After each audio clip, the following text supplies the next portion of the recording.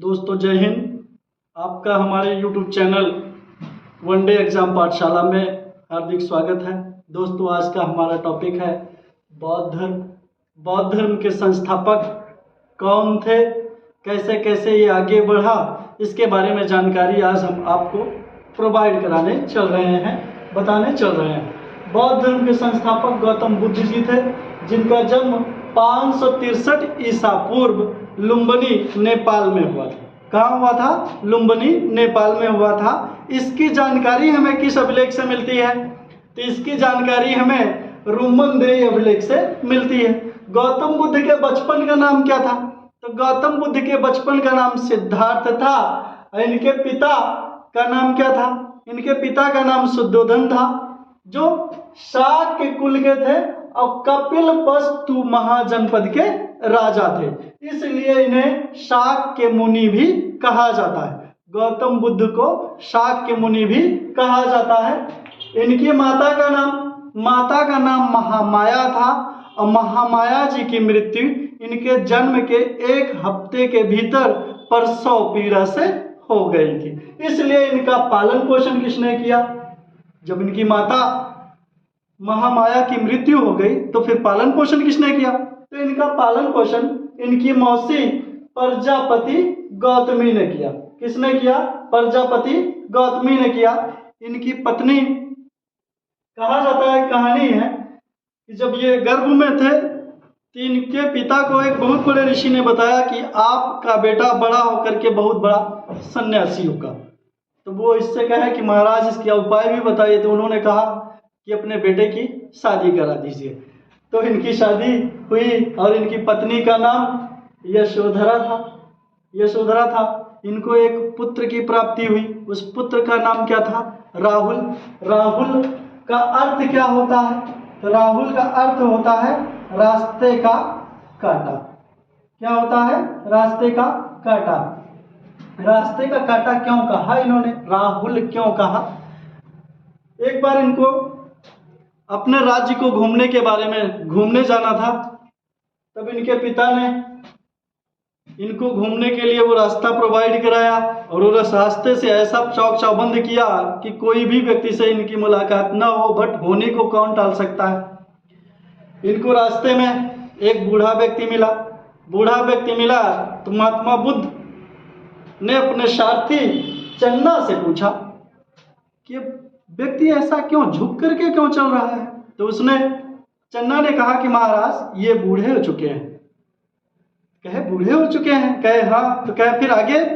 कहे आगे हम आप भी इसी स्थिति में पहुंचेंगे। तो कहे हम भी बूढ़े होंगे? कहे हाँ होंगे। कहे अच्छा चलो ठीक है। फिर जब आगे बढ़े तो एक व्यक्ति की लाश जा रही थी और उसको कई लोग कंधे पे लेकर के जा रहे थे। तो उन्होंने पूछा कि ये व्यक्ति इस पर क्यों लेटा हुआ है?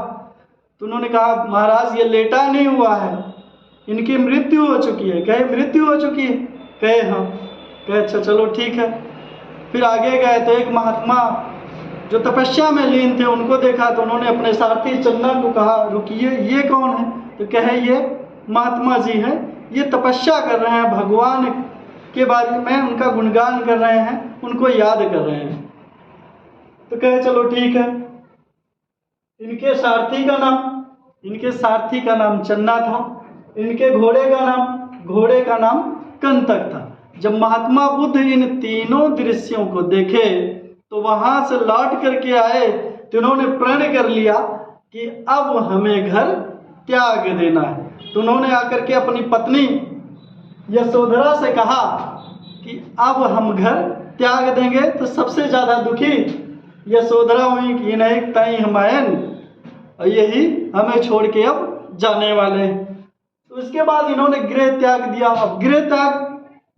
बट उससे पहले इन्होंने राहुल को रास्ते का कांटा क्यों कहा ये भी जान लीजिए, वही हम बता रहे हैं। तो ये जब लौट करके आए तो इन्होंने अपनी पत्नी से जब कहा कि अब हम घर त्याग देंगे तो वो दुखी रहने लगी। बट इनको पता चला कि इनकी पत्नी यशोधरा गर्भवती है। तो इन्होंने कहा कि अगर मैं समाज के भलाई के लिए अभी निकल जाऊंगा, वन चला जाऊंगा, सन्यासी हो जाऊंगा, तो लोग हमें कई तरह के ताने मारेंगे कि जो अपनी गर्भवती पत्नी का न हुआ तो वो समाज का क्या होगा। तो इन्होंने अपनी पत्नी के प्रसव का इंतजार किया। अंततः वो घड़ी आ गई कि इनकी पत्नी के गर्भ से एक पुत्र राहुल की प्राप्ति हुई। राहुल की जब जन्म हुआ तो इनके जो राजा थे ये, तो नौकर चाकरानी जो थी वो आई और कहीं महाराज की जय हो, महाराज को पुत्र की प्राप्ति हुई। तो महाराज ने उनका कहा यार राहुल, राहुल इन्होंने क्यों कहा था, क्योंकि बन जाने के लिए रास्ते का कांटा कौन बना था, यही राहुल, इसलिए इनको इन्होंने राहुल कहा। वो जाकर के कहीं कि महाराज ने इसका नाम राहुल रखा है, इसलिए इसको इनके पुत्र का नाम राहुल पड़ गया। अब आगे फिर इन्होंने गृह त्याग कितने वर्ष की आयु में किया, 29 वर्ष की आयु में किया। गृह त्याग के बाद इनके प्रथम गुरु कौन मिले, तो प्रथम गुरु मिले अलार कलाम, जिससे इन्होंने सांख्य दर्शन की शिक्षा ली। किसकी शिक्षा ली, सांख्य दर्शन की शिक्षा ली। और महात्मा बुद्ध सबसे ज्यादा प्रभावित सांख्य दर्शन से ही थे। महात्मा बुद्ध सबसे ज्यादा प्रभावित किस दर्शन थे, सांख्य दर्शन से थे। और दूसरे गुरु रुद्रग्राम, जिससे इन्होंने योग दर्शन की शिक्षा ली। और जिस गुरु से सर्वाधिक प्रभावित थे वो रुद्रग्राम, बट जिस दर्शन से सर्वाधिक प्रभावित थे वो सांख्य दर्शन था। ज्ञान की प्राप्ति 35 वर्ष की आयु में हुई। कहाँ हुई, तो बोध गया बिहार में हुई। किस दिन हुई, तो वैशाख पूर्णिमा के दिन हुई। नोट करके लिख लीजिएगा, महात्मा बुद्ध को की जन्म, मृत्यु तथा ज्ञान की प्राप्ति तीनों वैशाख पूर्णिमा के दिन हुई। अब इनको ज्ञान की प्राप्ति किस वृक्ष के नीचे हुई, तो बोधि वृक्ष या बट वृक्ष के नाम से भी जाना जाता है, कहीं कहीं पीपल भी दे देता है। नदी कौन सी थी, तो निरंजना नदी थी। निरंजना नदी को ही फल्गु नदी और कहीं कहीं पुनपुन नदी भी दे देता है। प्रथम उपदेश इन्होंने कहाँ दिया, तो प्रथम उपदेश इन्होंने सारनाथ में दिया। ऋषि पत्तनम किस भाषा में दिया, पाली भाषा में दिया। स्थान कौन सा था, वाराणसी उत्तर प्रदेश। और किस प्रथम उपदेश को क्या कहा गया, तो प्रथम उपदेश को धर्म चक्र परिवर्तन कहा गया।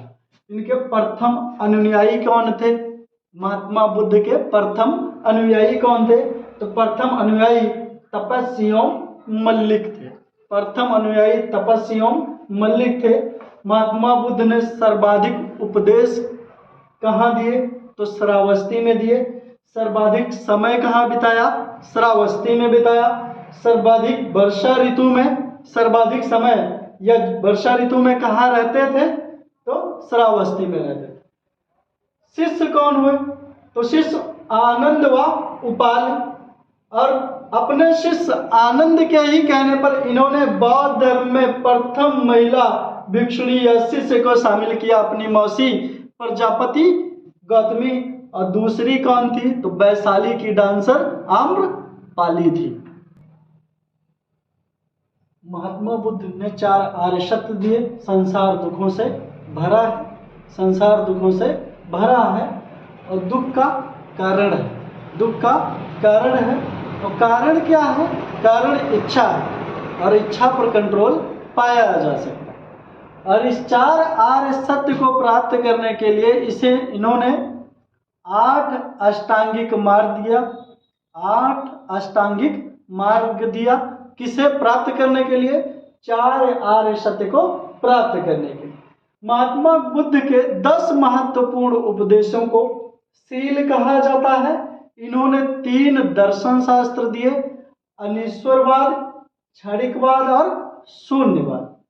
इन्होंने 3 रत्न दिए, बुद्धम शरणम गच्छामि, संघम शरणम गच्छामि, धम्मम शरणम गच्छामि।